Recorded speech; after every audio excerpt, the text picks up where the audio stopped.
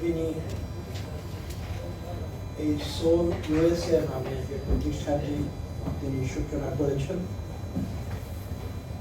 এবং এই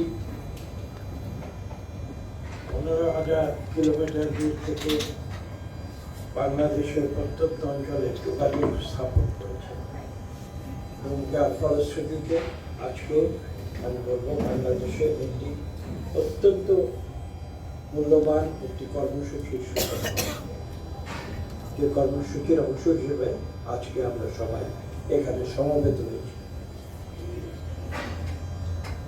পাশাপাশি আমার ডাইনে এবং বাইরে যারা রয়েছেন, আজকে সভাপতি কাকা রয়েছেন, আমি প্রত্যেকের নাম সময়ের অভাবে হয়তো আলাদা করে বলবো না, কিন্তু আপনারা তাদের প্রত্যেকের বক্তব্য শুনেছেন এবং আপনারা দীর্ঘ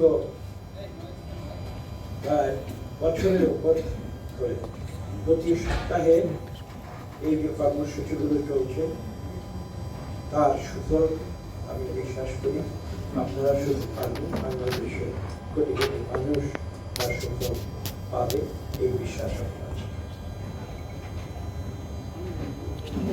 স্কুল অফ লিডারশিপ অত্যন্ত গুরুত্বপূর্ণ একটি দায়িত্ব।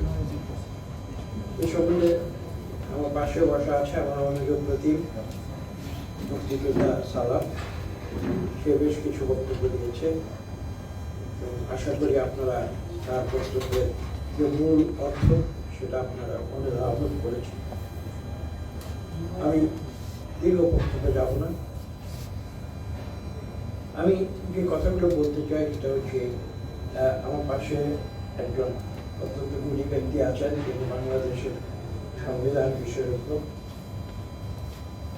ডক্টর মনিরুজ্জামান আছেন। আমি বলেছি প্রত্যেকের নাম হয়তো আলাদা করে বলছি না, তারপরেও তারা আপনাদের উদ্দেশ্যে যে বক্তব্য রেখেছেন এবং এখানে বিস্তারিত আপনারা পাঠ্যক্রম অনুসরণ করবেন। আমি পাঠ্যক্রম বলছি, সালামও করেছি, কথা প্রচলিত আছে মানুষ মৃত্যুর আগে ক্লিপটা খুলে তো এটা আমরা এখানে ইসমাইল ভাই ক্লিপটা খুলে দেন,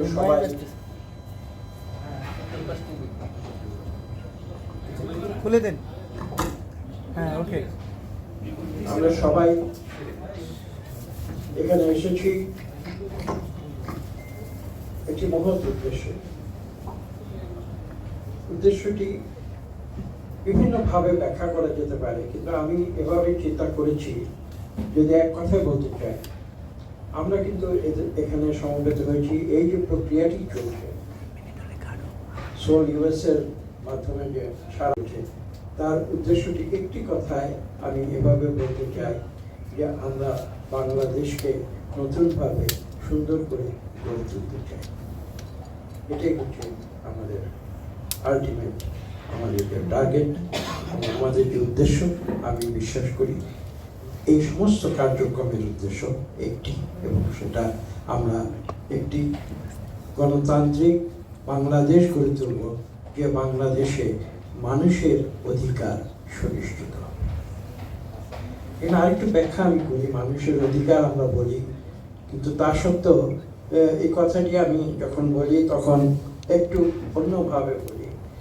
বিশেষ করে এদেশের সুবিধা বঞ্চিত মানুষের অধিকার যেন নিশ্চিত হয়।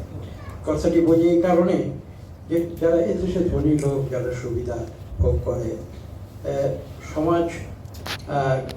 সমাজের যে গঠন প্রকৃতি সেটা আপনারা জানেন, আমি সেই ব্যাখ্যায় আজকে যাব না।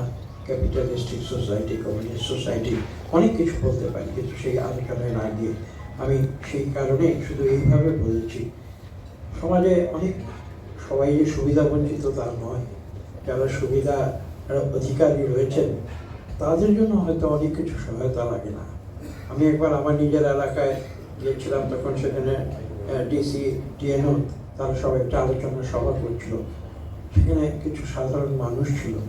তখন সেই মিটিংয়ে আমি এক পর্যায়ে ডিসি সাহেবদের উদ্দেশ্য বলেছিলাম যে দেখুন এই যে দেশ, এই যে সরকার এবং যে সরকারের আপনারা প্রতিনিধিত্ব করেন প্রত্যন্ত অঞ্চলে, জেলা পর্যায়ে, উপজেলা পর্যায়ে, ইউনিয়ন পর্যায়ে, আমি আপনাদের বিনীতভাবে অনুরোধ করি একটি কথা মনে রাখবেন, যে বাংলাদেশে সুবিধাবান লোকেদের জন্য কিন্তু সরকারের কোনো প্রয়োজন নেই, কারণ তাদের কাজ তারা নিজেরাই করে নিতে পারে। এদেশের দরিদ্র সুবিধা বঞ্চিত মানুষ তারা কিন্তু আপনাদের কাছে আসে, কারণ তাদের জন্য সরকারের সহায়তা প্রয়োজন আছে, কেননা তাদের যে অধিকারটুকু সেটুকু তারা নিজেরা অর্জন করতে অক্ষম। এবং আমি আপনাদের অনুরোধ করি আপনারা তাদের সহায়তা করবেন, তাহলেই কিন্তু দেশের সরকার ভালোভাবে চলবে। তো আজকে আপনারা যারা এখানে এসছেন, একটু আগে বলা হয়েছে, শব্দটি ঠিক হয়তো স্পষ্টভাবে উল্লেখ করা হয়নি, আমি উল্লেখ করছি। এক অর্থে আমি মনে করছি যে এখানে যেটা হচ্ছে সেটা ট্রেনিং অফ দ্য ট্রেনার্স, অর্থাৎ আপনারা যার যার অঞ্চলে গিয়ে আপনারা এই যে এখান থেকে যে প্রশিক্ষণটি আপনারা নিচ্ছেন সেই প্রশিক্ষণটি আপনারা সারা দেশে ছড়িয়ে দেবেন। অর্থাৎ এখানে আপনারা এসছেন শিক্ষা নেবার জন্য, প্রশিক্ষণ নেবার জন্য, কিন্তু আপনারা যখন নিজের এলাকায় ফিরে যাবেন তখন কিন্তু আপনারা সবাই নিজেরাই প্রশিক্ষক হয়ে যাবেন। এই কথাটি কিন্তু আপনাদের মনে রাখতে হবে। দেখুন, একটি দেশ পরিচালনা করা অত্যন্ত দুরূহ কাজ, এবং সেখানে বাংলাদেশের মতো একটি দেশ, যে দেশটি সম্ভবত পৃথিবীর সবচেয়ে ঘন বসতিপূর্ণ দেশ, ছোট্ট জায়গায় 18 কোটি মানুষ আমরা বসবাস করি, এখানে প্রতিনিয়ত কনফ্লিক্ট অফ ইন্টারেস্ট, একজন মানুষের স্বার্থের সঙ্গে আরেকজন মানুষের স্বার্থের সংঘাত। এই সমস্ত কিছুর ঊর্ধ্বে উঠতে গেলে আমাদের যে চিন্তাধারা, আমাদের যে মনোজগৎ, সেখানে একটি বিরাট একটি সংস্কার প্রয়োজন। আমি সংস্কার শব্দটি ব্যবহার করছি যেহেতু আমাদের সঙ্গে গুরুত্বপূর্ণ একজন ব্যক্তি রয়েছেন যিনি বাংলাদেশের বর্তমান সংস্কার প্রক্রিয়ার সঙ্গে যুক্ত। তা সত্ত্বেও আমি এটা স্পষ্ট ভাষায় বলবো, সংস্কার কিন্তু এমন কোনো বিষয় নয়, আমি বিশ্বাস করি না যে আমি আজকে কোনো কিছু সংস্কার করে দিলাম, আগামীকাল আমরা একটা পারফেক্ট সিস্টেমে চলে যাব এই সংস্কারের মাধ্যমে। সেটা আমি বাস্তবসম্মত চিন্তাধারা মনে করি। সংস্কার একটি চলমান প্রক্রিয়া, এবং সৃষ্টির উষালগ্ন থেকে কিন্তু এই সংস্কার চলে এসেছে। এই বিশ্বে, এই পৃথিবীতে যখন মানুষ এসেছে, আমরা যদি দুটি দৃষ্টিভঙ্গি আছে, একটি ধর্মীয় দৃষ্টিভঙ্গি আছে আর একটি বৈজ্ঞানিক দৃষ্টিভঙ্গি আছে, কিন্তু যে দৃষ্টিভঙ্গি থেকে আপনারা দেখুন না কেন, আদিম জগৎ থেকে মানুষ তার জীবনধারা, তাদের রাষ্ট্র পরিচালনা, সমাজ এবং রাষ্ট্র পরিচালনা পদ্ধতি যেভাবে ছিল শুরুতে, আজকে তো সেভাবে নেই, অনেক পরিবর্তন হয়েছে। এই পরিবর্তন কিভাবে হয়েছে? এই পরিবর্তন কিন্তু সংস্কারের মাধ্যমে। সংস্কার অর্থ কি? সংস্কার তো পরিবর্তন। যে আমরা যখন এই পৃথিবীতে বসবাস করতে গিয়ে আমরা যখন এমন সব সমস্যার মুখোমুখি হয়েছি, যখন দেখতে পেয়েছি যে আমাদের মানুষে মানুষে দ্বন্দ্ব সৃষ্টি হয়েছে, মানুষে মানুষের সংঘাত সৃষ্টি হয়েছে, তখনই কিন্তু সংস্কারের প্রয়োজনীয়তা মানুষ উপলব্ধি করে। কেননা আমরা যতই বলি না কেন, আমি এটা বিশ্বাস করি যে এই পৃথিবীর মানুষ মূলত একটি শান্তিপূর্ণ একটি জনগোষ্ঠী, যারা সুখে শান্তিতে একটি নিয়মতান্ত্রিক সমাজ ব্যবস্থায় বসবাস করতে চায়। এটা আমি বিশ্বাস করি, যেটা বললাম যে এটা হিউম্যান বিইংসের একটা ইন্ট্রিনসিক একটা চিন্তাধারা, এটা আমি বিশ্বাস করি। মানুষ সংঘাত করবে, মারামারি হানাহানি করবে, আমি এটাকে ন্যাচারাল ট্রেট মানুষের, সেটা বিশ্বাস করি, বাস্তবতা যাই হোক। তো কাজে আজকে আমরা যে ট্রেনিং করছি, কী জন্য ট্রেনিং করছি? আমরা তো ট্রেনিংটা করছি, বলা হয়েছে কি পলিটিক্যাল ট্রেনিং। এখানে আমি আরেকটি বিষয় আপনাদের সঙ্গে ব্যাখ্যা করে দিতে চাই, এটা এখানে বলা ঠিক হবে কিনা তারপরেও বলি। এটা দেখুন, দুটি শব্দ আছে, একটা হচ্ছে পলিটিক্যাল ট্রেনিং আর একটা হচ্ছে পার্টি পলিটিক্যাল ট্রেনিং। দুটো যে সম্পূর্ণ এক সেটা নয়। এবং আপনারা, আমি অধিকতর ব্যাখ্যায় যাব না, তবে আপনারা যারা এখানে ট্রেনার যারা আছেন, গুণী ব্যক্তিরা যারা আছেন, ট্রেনিং যারা দিচ্ছেন, আমি তাদের শুধু এইটুকু অনুরোধ করবো যে যে আপনারা ট্রেনিং দেওয়ার সময় কিন্তু এই যে পার্থক্য তৈরি ট্রেনিং প্রক্রিয়া, একটা পার্টি পলিটিক্যাল ট্রেনিং এবং একটি পলিটিক্যাল ট্রেনিং অর্থাৎ রাজনৈতিক যে প্রশিক্ষণ, সেই দুটোর যে ব্যবধান তার প্রতি আপনাদের সুমনোযোগ রাখার জন্য আমি এখানে আরেকটি বিষয় আমি এটা বলাটা প্রয়োজন মনে করছি যে দেখুন, বাংলাদেশ এমন একটি দেশ যে দেশে কিন্তু জনসংখ্যার অর্ধেকের বেশি নারী কর্মক্ষেত্রে। আমি একটি সভায় বলেছিলাম, সেখানে একজন বক্তা উল্লেখ করলেন যে বাংলাদেশ সেখানে 46 লক্ষ নারী আমাদের গার্মেন্টস শিল্পের সঙ্গে কর্মরত আছে। তো সেই সভায় আমি তার বক্তব্যের পরে আমি প্রশ্নটি তুলেছিলাম যে বাংলাদেশ এমন একটি দেশ যার বৈদেশিক মুদ্রার জন্য আমরা গার্মেন্টস শিল্পের উপরে নির্ভরশীল। সেই নির্ভরশীল গার্মেন্টস শিল্পের নেতৃত্ব সব পুরুষ, কিন্তু সেই শিল্পের মূল যে চালিকা শক্তি সেটা হচ্ছে নারী। এবং 46 লক্ষ নারী শ্রমিক গার্মেন্টস শিল্পে কাজ করে। এটা কিন্তু মুখের কথা নয়। বাংলাদেশে এমন আর কোনো শিল্প নেই। একসময় ছিল, অতীতে আমাদের পাট শিল্প ছিল, এটা সময় নিয়ে আসে আমরা বলতাম, তাঁত শিল্প ছিল, কিন্তু ঠিক তাঁত শিল্পকে আধুনিকায়ন করার পরে আজকে যেটাকে আমরা গার্মেন্টস শিল্প বলি, সেখানে 46 লক্ষ প্রায় নারী শ্রমিক। এটা কিন্তু অত্যন্ত গুরুত্বপূর্ণ একটি বিষয়।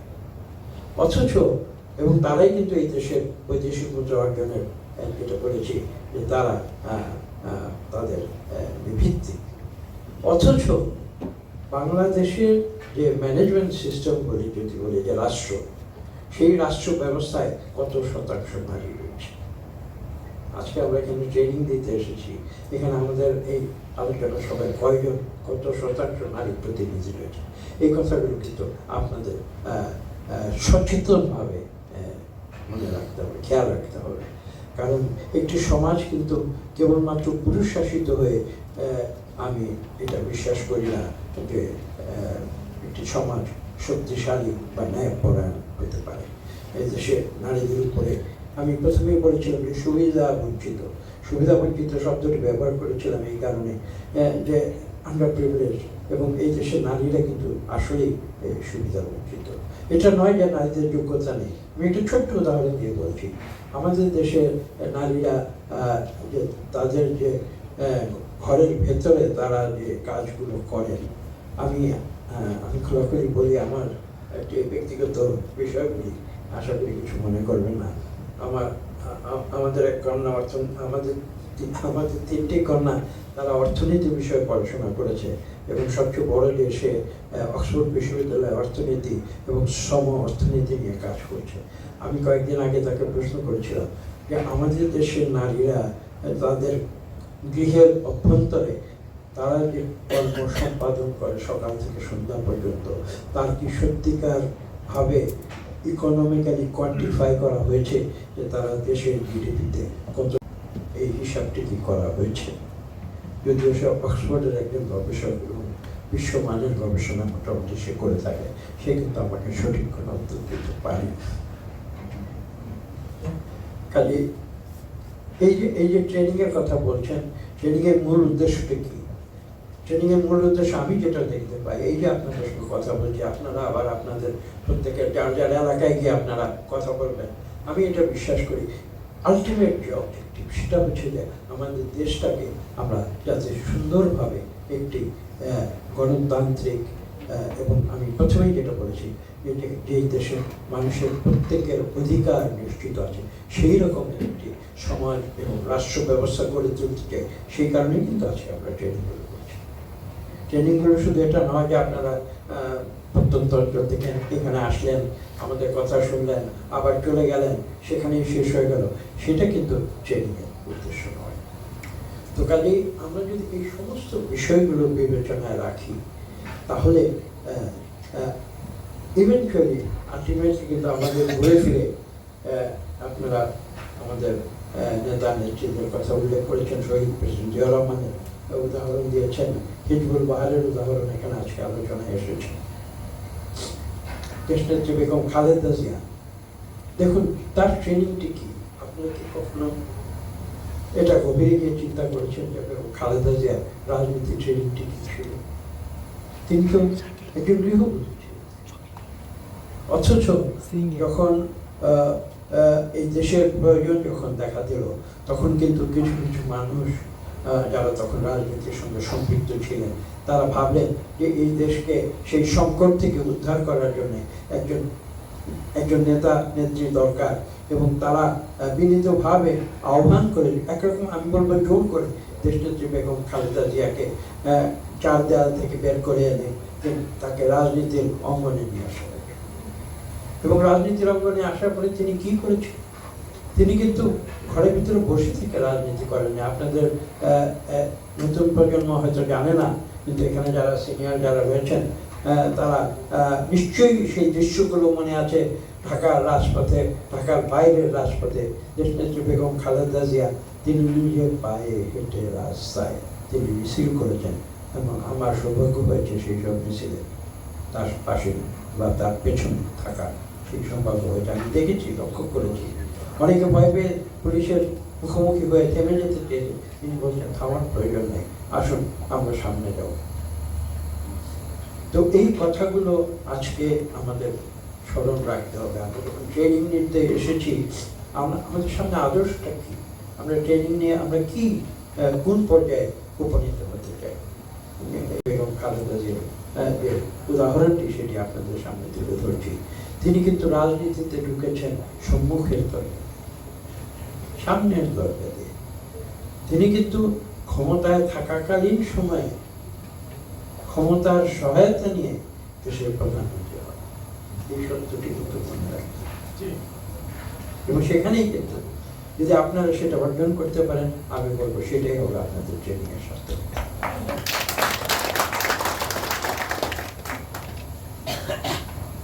আরো অনেক কথা বলার আছে। আমি এই ধরনের কর্মসূচিতে আমি যেহেতু আমরা সম্পৃক্ত, রাজনীতির বাইরেও সম্পৃক্ত, এই কাজগুলো আমরা করে থাকি। আমরা দিনের পর দিন আমরা এই ধরনের এক্সারসাইজ আমরা করেছি। আমাদের একটি প্রতিষ্ঠানও আছে যেখানে আমরা এই কাজগুলো করে থাকি। দেখুন, নেতৃত্ব, লিডারশিপ, আপনাদের তো একটা উদ্দেশ্য হচ্ছে লিডারশিপ, লিডার তৈরি করা। এই সম্বন্ধে চমৎকার বক্তব্য রেখেছে সালাম। তবে সালামের বক্তব্য আমি বিশ্বাস করি আপনারা তার সঠিক যে ইঙ্গিত, সেই সঠিক ইঙ্গিতটা আপনারা অনুধাবন করবেন। সালাম কিন্তু অত্যন্ত আমি বলবো যে একটি ট্যাক্টফুল ভাষায় কিন্তু আপনাদের জন্য, এবং সেখান থেকে মূল যে অর্থ সেটা কিন্তু আপনাদের দিতে হবে। দেখুন, আমি খুব সংক্ষেপে সামারির মতো করি। একটা ডিবেট আছে, এটা অস্বীকার করা যায় না। যেমন আমি আপনাদের মিটিংয়ে বোধহয় একদিন বলেছিলাম, ঢাকা এই গল্পটি আবার বলতে পারি কারণ আপনারা ছিলেন না এখানে। ঢাকায় একটি বিশ্ববিদ্যালয় ছিল, এখন আমি জানি না এটা কোথায় নিয়ে গেছে, বনানীতে। বিশাল বিল্ডিং, বিশাল 8 তলা 10 তলা বিল্ডিং, তার উপরে খুব বড় করে লেখা ছিল ওই ইউনিভার্সিটির লেখা উপরে শিরোনাম ছিল হোয়ার লিডার্স আর ক্রিয়েটেড, অর্থাৎ এই বিশ্ববিদ্যালয় থেকে নেতা তৈরি করা। তো আমি সালামের গল্পের সূত্র ধরে বলছি। এখন প্রশ্ন মানুষ করেছে, সেখানে রাস্তা দিয়ে যায় মানুষ প্রশ্ন করত, লিডার্স আর ক্রিয়েটেড এখানে আসলে, এখানে পড়লে বিশ্ববিদ্যালয় থেকে বের হয়ে লিডার তৈরি হবে, সত্য কথা। তো পাশাপাশি আরেকটি যে বিতর্ক রয়েছে সেটা হচ্ছে ক্যান লিডার্স বি ক্রিয়েটেড, এটা সাধারণত আছে। তারা এই বিষয় নিয়ে এটা একটি চিরন্তন একটা ডিবেট। এই ডিবেটটা বিভিন্ন জায়গায় বিভিন্ন সময় হয়, whether leaders are created or leaders are born. আমি আমার নিজের ব্যক্তিগত অভিজ্ঞতা থেকে এইভাবে বলি যে এই দুটোই কিন্তু সত্য। একদিকে যেমন লিডার্সরা বর্ন হতে পারে, পাশাপাশি কিন্তু আমি মনে করি leaders can also be created. এবং আজকে আমরা যে এখানে সমবেত হয়েছি, আমাদের উদ্দেশ্য কিন্তু তৃতীয়টি, we want to create leaders. এবং সেই লিডারশিপ কোয়ালিটিগুলি আপনাদের মাঝে, এখানে কিন্তু আমি মোটামুটি পলিটিক্যাল লিডারশিপের কথা বলি। তার প্রথম যে গুরুত্বপূর্ণ বিষয়টা আমি মনে করি কমিটমেন্ট টু পিপল, জনগণের প্রতি আমাদের যে একটা কমিটমেন্ট থাকা, সেটা আমাদের প্রথমে রাখতে হবে। আমি যদি সবসময় নিজের জন্য কাজ করি তাহলে কিন্তু লিডার হওয়া যাবে না। এই কথাটা কিন্তু খুব সহজ, কিন্তু বাস্তব জীবনে কিন্তু কঠিন। অত্যন্ত গুরুত্বপূর্ণ বিষয়। এটা হচ্ছে জনগণের প্রতি আমার কমিটমেন্ট থাকতে হবে, অর্থাৎ আমার অন্তরে সেই আকাঙ্ক্ষা থাকতে হবে যে আমি মানুষের জন্য মানুষকে সেবা করব, মানুষের জন্য কাজ করব। দুই, আমি যে কাজগুলি করবো জনগণের জন্য, জনগণ আমার কথা শুনবে। আমি যদি বলি তুমি ভালো হয়ে চলো, তুমি দেশের জন্য মঙ্গলজনক কাজ করো, তুমি আমি কি বললেই তো সেটা মানুষ শুনবে না। সেটা শুনতে হলে দ্বিতীয় যে বিষয়টি প্রয়োজন, যেটা হচ্ছে যে আমার নিজের বিষয়টা করতে হবে। অর্থাৎ আমার কথা মানুষ যেন আস্থা রাখে। যখন আমার কথা মানুষ আস্থা রাখবে, তখন কিন্তু আমি যখন যে কথাগুলো মানুষকে বলবো, মানুষ সেটা শুনবে, এবং তখন কিন্তু আমি যে লিডারশিপ অর্জনের পথে আরেক ধাপ আমি এগিয়ে যেতে পারবো। এবং সেই ৩ নম্বর, সেই বিশ্বাসযোগ্যতা আনার জন্য আমি কথা বলছি, আশা করি আপনারা অন্যভাবে নেবেন না, কোনো আমার প্রতি অপরাধ নেবেন না। সেই বিশ্বাসযোগ্যতা আনার জন্য অনেক কিছু গুণাবলী প্রয়োজন থাকতে পারে। আমি 2টি গুণাবলী চিহ্নিত করেছি। সেটা হচ্ছে যে অনেস্টি আর ইন্টিগ্রিটি। মানুষটা আমার উপরে আস্থা রাখবে যদি দেখে যে আমি মানুষকে ধোঁকা দিই, মিথ্যা কথা বলি, আমার সত্যতা নেই, আমি নিজের স্বার্থে কাজ করি। তো আমি মানুষের যত উপদেশ দিই, মানুষকে আওয়ামী লীগ কেন ব্যর্থ হয়েছে? আওয়ামী লীগ সব ভালো ভালো কথা সবসময় বলেছে, কিন্তু আওয়ামী লীগের নিচের পর্যায়ে তারা যখন দেখেছে যে তাদের নেতারা মুখে যে কথাগুলো বলছে, কাজে তার উল্টোটি বলছে, তখন কিন্তু তাদের যে র্যাঙ্ক অ্যান্ড ফাইল, তাদের যে ট্রাস্ট, একটু আগে বলছে যে ট্রাস্ট ওয়ার্দিনেস, তাদের নেতাদের যে ট্রাস্ট ওয়ার্দিনেস, সেটা চলে গেছে। সেটা যদি চলে না যেত, তাহলে কিন্তু আওয়ামী লীগকে 5ই অগস্ট 2024 সালে দেশ ছেড়ে পালিয়ে যেত। ঠিক আছে, আমরা তো 1/11 ফেস করি, আমরা কি দেশ ছেড়ে পালিয়ে গেছি? আমরা তো সবাই দেশে দেশযাত্রী বেগম খালেদা জিয়ার বিরুদ্ধে যখন 35টি মিথ্যা মামলা দেওয়া হয়েছিল, আমি আমার নিজের অভিজ্ঞতার কথা বলি। আমি একদিন বেগম খালেদা জিয়াকে আমাদের সাই কমিটি সভায় একদিন বললাম যে আপনি কেন আপনি কষ্ট করে আপনাকে সমন জারি করে আপনি কেন কোর্টে হাজির, কিন্তু মিথ্যা মামলা। আমি খোলাখুলি বলছি, অসুবিধা নেই, কারণ সঠিক সত্য কথা আমি বিশ্বাস করি। আমি বলছি যে আপনি আগামীকাল থেকে এখন কোর্টে যাবেন না, এবং বাংলাদেশে 1 লক্ষের উপরে মামলা দেওয়া হয়েছে, মিথ্যা মামলা দেওয়া হয়েছে, প্রায় 60 লক্ষ, তখন তো প্রায় 40 লক্ষ। আপনি কোর্টে যাবেন না, এবং আসুন আমরা একটা সিদ্ধান্ত দিন, আমাদের নেতা কর্মীদের আহ্বান করে বলি তারা কেউ কোর্টে যাবে না মিথ্যা মামলাটা। দেখুন এমন নীতিবান পদে যে আপসীন নেতৃত্ব বলে, তিনি বলছেন যে, তখন আমাকে বোঝালেন যে আমি এটা করতে পারি, কিন্তু আমি যেহেতু একটা সরকার আছে, দেশে একটা বিচার ব্যবস্থা আছে, এখানে বিচারকরা আছেন, অ্যাডভোকেট আছেন সুপ্রিম কোর্টে, তিনি আমাকে বললেন, আমি কিন্তু সরাসরি নিজে বলেছি তাকে, আপনি চিন্তা করবেন, আমরা একটা সিদ্ধান্ত সারা দেশে কোর্ট বয়কট করার এটা আমরা বাস্তবায়িত করব। কীভাবে করতে হবে? বললেন যে আমরা তো একটা সিস্টেমের মধ্যে আছি, মিথ্যা মামলা দিয়েছি, এটা সত্য, কিন্তু আমি সেটা কোর্টে গিয়ে প্রমাণ করবো, কোর্টকে বর্জন করবো। দেখুন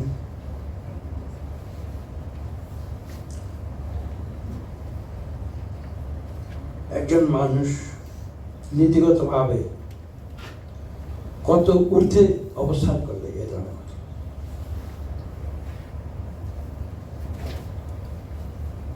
আমি নিয়মের বাইরে, আমি কোর্টে গিয়ে প্রমাণ করবো যেগুলো মিথ্যা বলে, তখন বর্জন করে।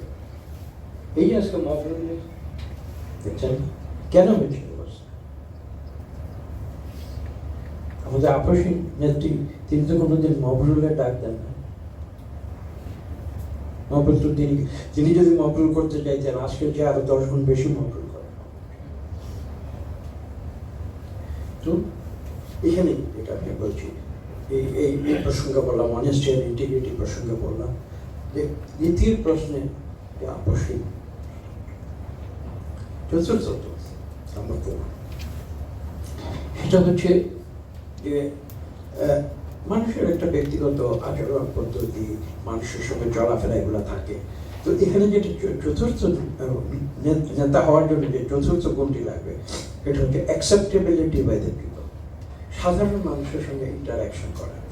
আমি শুধু জ্ঞানীগুণী জনদের সঙ্গে ঢাকা শহরে বা ধনী ব্যক্তিদের সঙ্গে চলাফেরা করলাম, ইন্টারকন্টিনেন্টাল হোটেলে গিয়ে ডিনার খেলাম, এটা হ্যাঁ ঠিক আছে, এভাবে হয়তো হতে পারে, কিন্তু এইভাবে কিন্তু একটা মানুষের যে সার্বজনীন যে গ্রহণযোগ্যতা সেটা সৃষ্টি হয় না। এবং সেটা ছাড়া যে নেতৃত্ব, সেই নেতৃত্ব কিন্তু আমি বলবো যে সেই নেতৃত্ব হয়তো তৈরি করা যেতে পারে, কিন্তু সেই নেতৃত্ব থাকে না।